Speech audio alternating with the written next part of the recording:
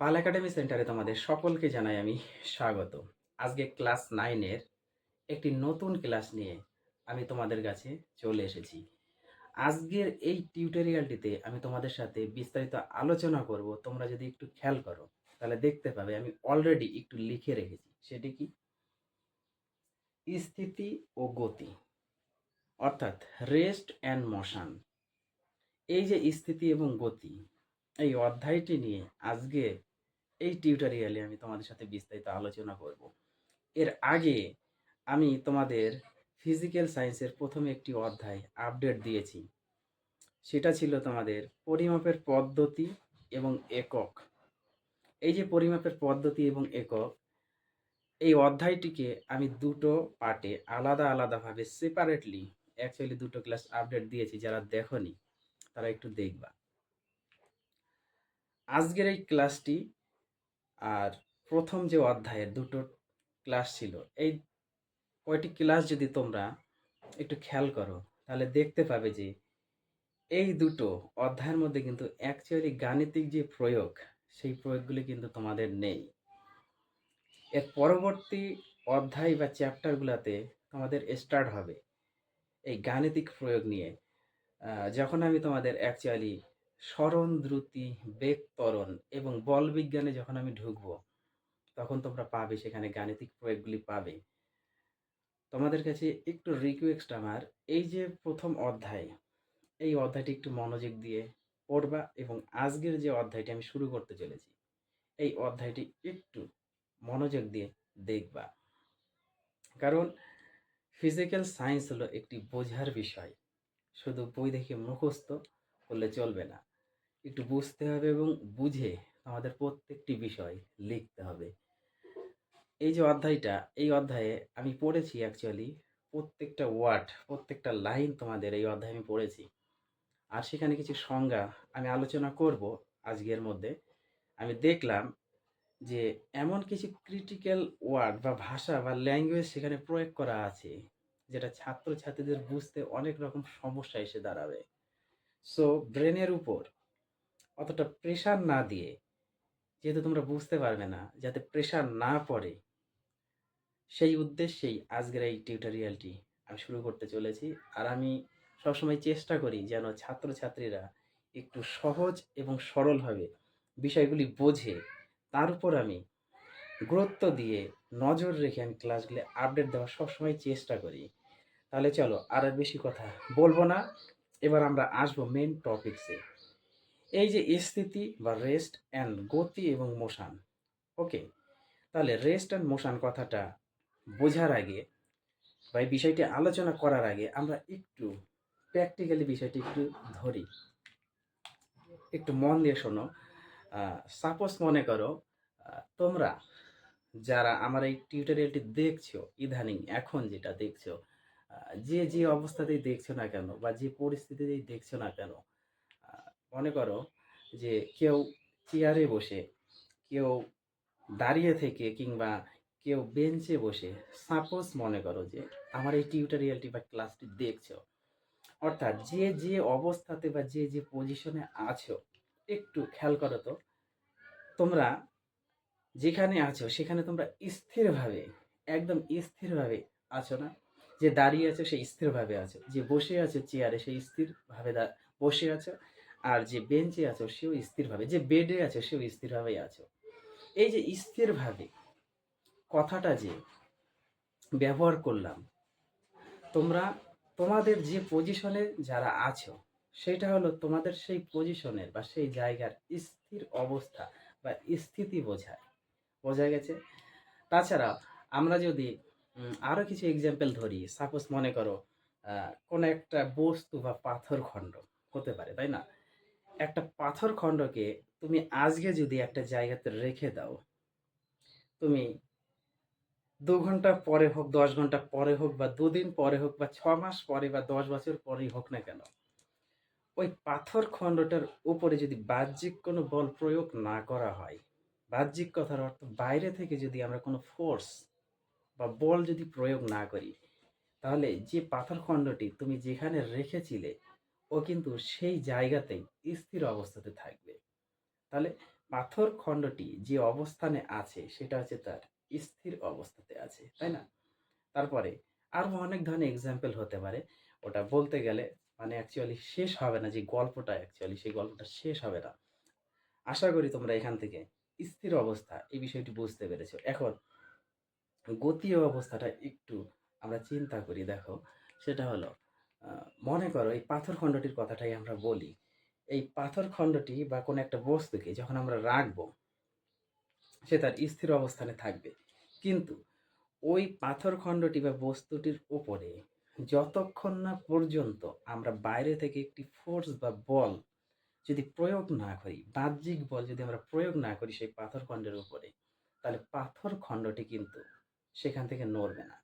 এবার বাহ্যিক যে বলটা আমরা প্রয়োগ করব, একটা ফোর্স যখন আমরা প্রয়োগ করব, সেই ফোর্সের সঙ্গে সঙ্গে কি হবে, একটা সময়, তাই না?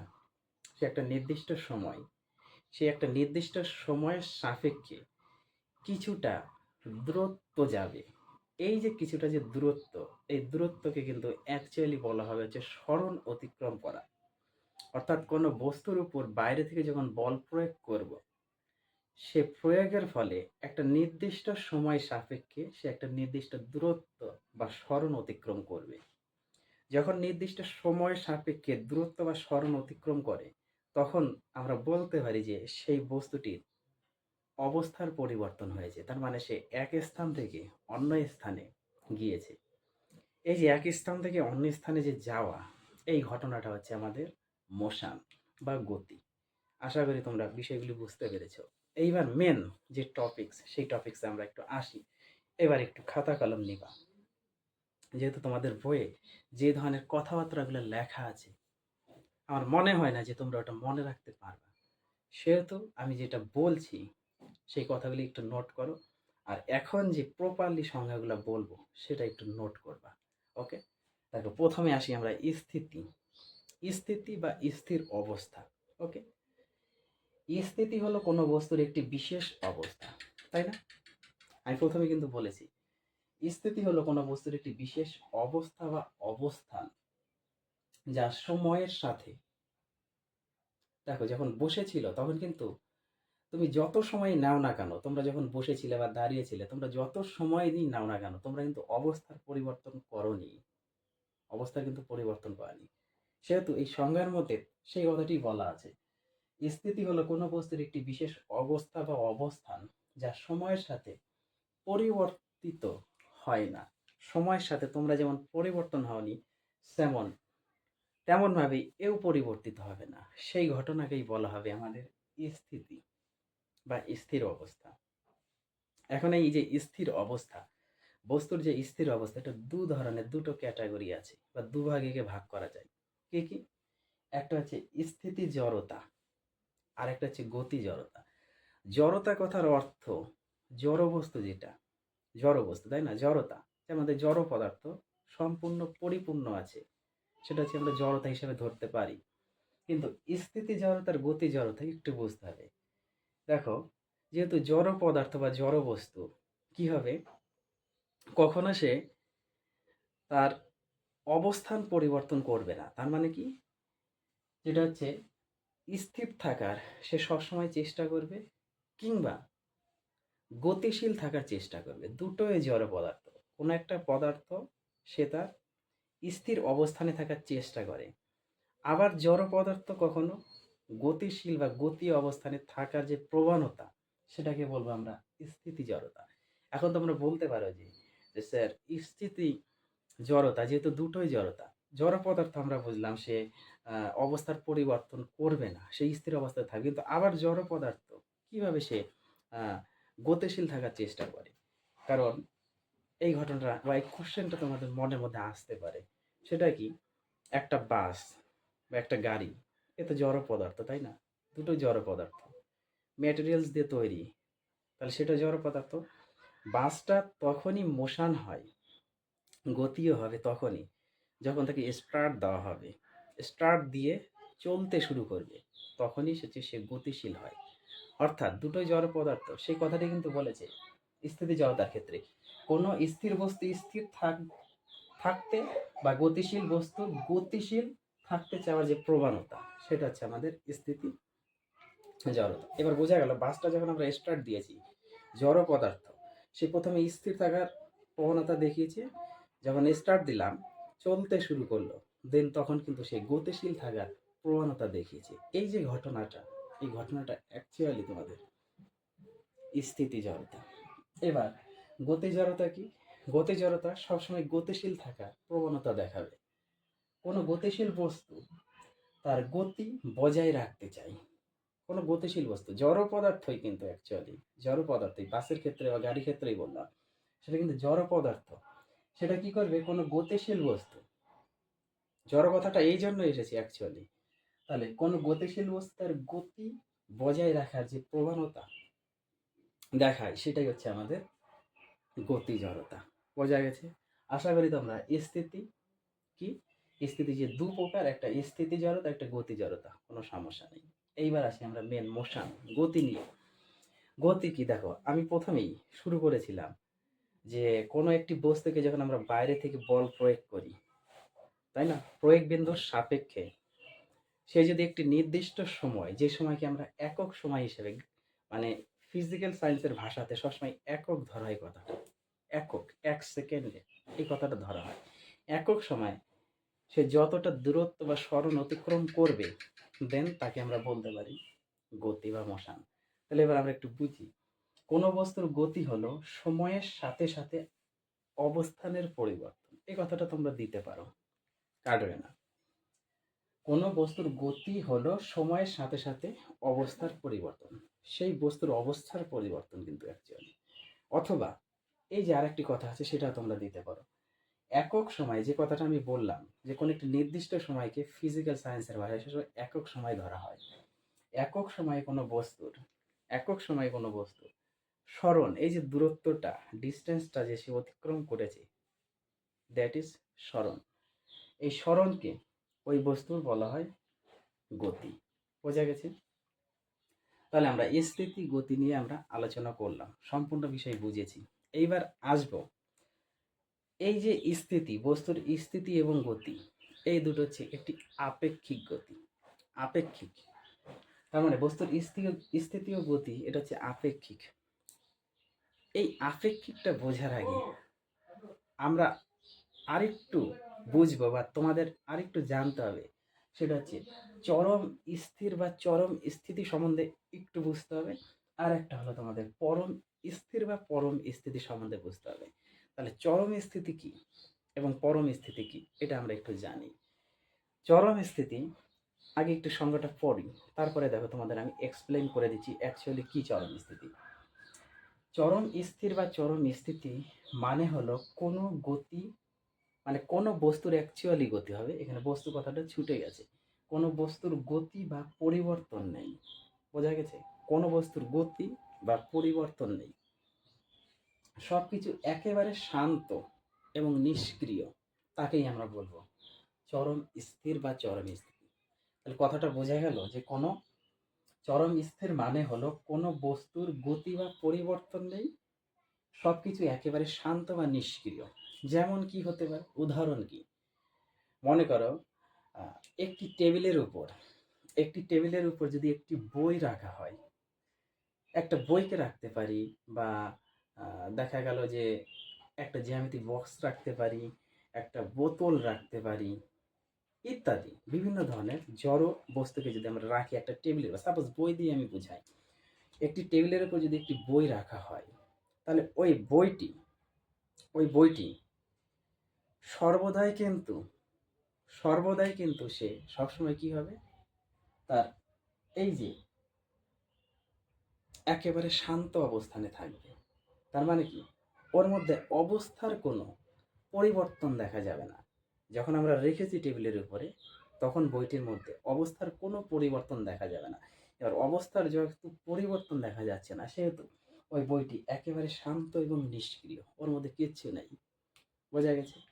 কিন্তু যখন ওই বইটির উপরে আমরা বল প্রয়োগ করবো বা ধাক্কা দিব, তখন কিন্তু সে তার স্থান পরিবর্তন করবে, এক জায়গা থেকে অন্য জায়গাতে চলে যাবে।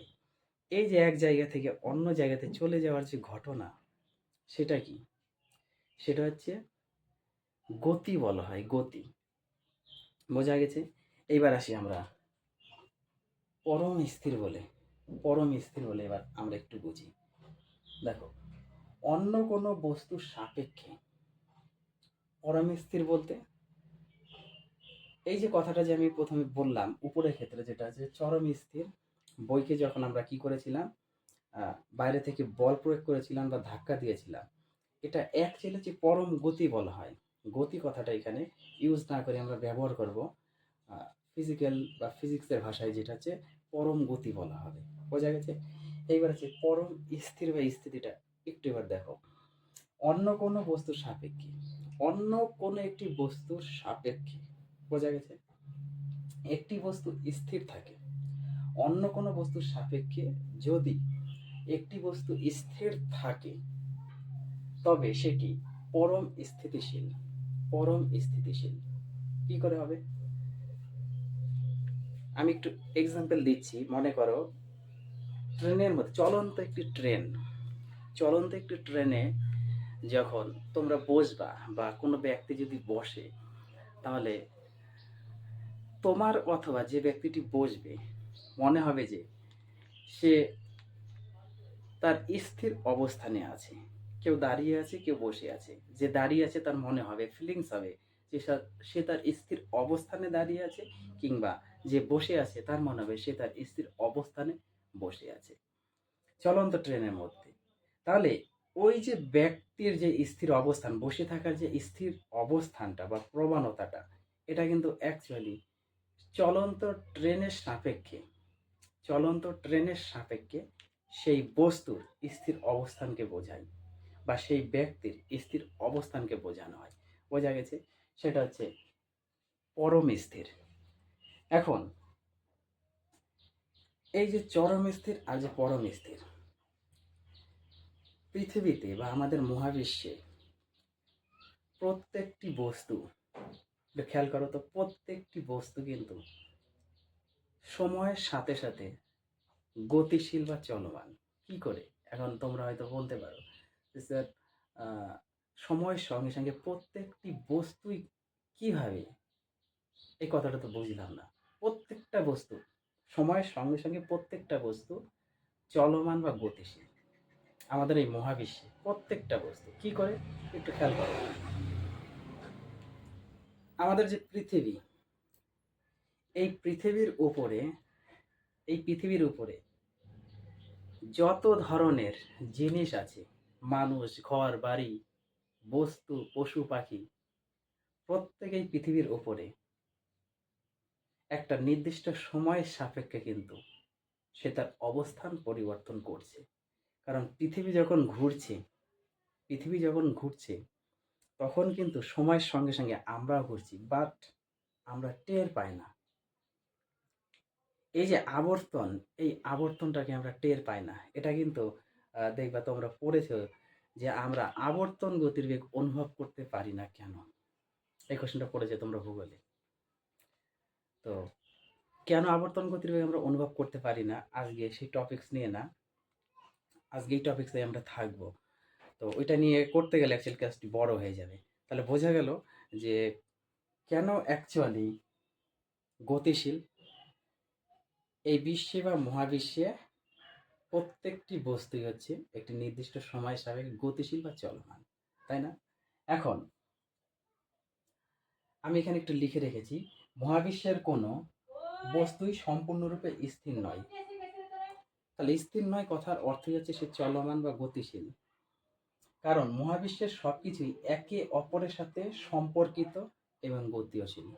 বোঝা গেছে? তাই এই যে পরম যে স্থিতি, এই পরম স্থিতিটা হলো একটা ধারণাগত বিষয়, আমাদের ধারণাগত একটা বিষয়। আর চরম স্থিতি বলতে, চরম স্থিতি বলতে কিন্তু এই দুনিয়াতে বা এই পৃথিবীতে কিচ্ছু নেই, কিচ্ছু নেই। কোনো বস্তুই চরম স্থির অবস্থাতে নেই।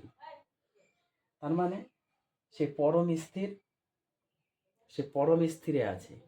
সো আমরা এখান থেকে বলতে পারি যে বস্তুর স্থিতি ও গতি, এই দুটো, এই দুটো হচ্ছে অ্যাকচুয়ালি আপেক্ষিক।